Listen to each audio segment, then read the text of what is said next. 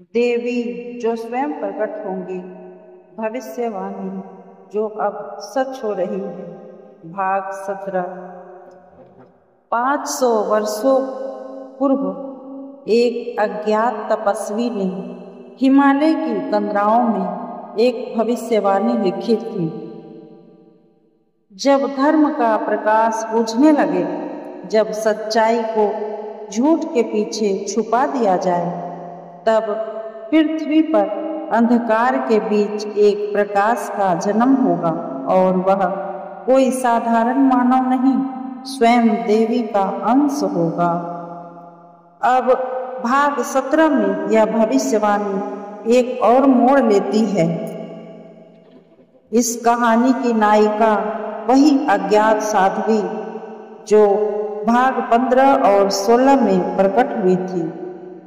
अब वह केवल भविष्यवाणी का माध्यम नहीं रह गई, बल्कि एक चेतना उसके भीतर प्रवाहित हो रही है। साध्वी की आवाज में देवी स्वर में बदलती है। जब समय की सीमा टूटती है, तब शक्ति अवतार लेती है। मैं काल नहीं हूँ, मैं उसकी रक्षक हूँ।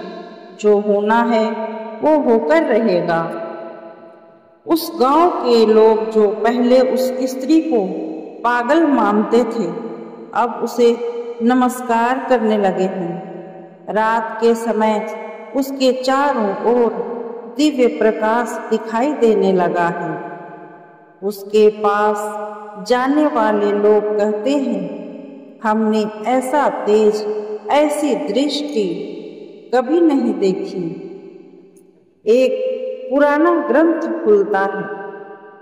उसी ग्रंथ में एक और पंक्ति थी जिसे अब तक किसी ने नहीं पढ़ा था। देवी का संकेत तब मिलेगा जब साक्षात शिव स्वरूप भी उसे पहचान ले। अब गांव में एक अज्ञात साधक आया है, जो साध्वी को देखते ही नतमस्तक हो गया। वो कहता है, मैंने तुम्हें कई जन्मों से खोजा है, तुम्हारे माध्यम से ही ये युग बदलेगा।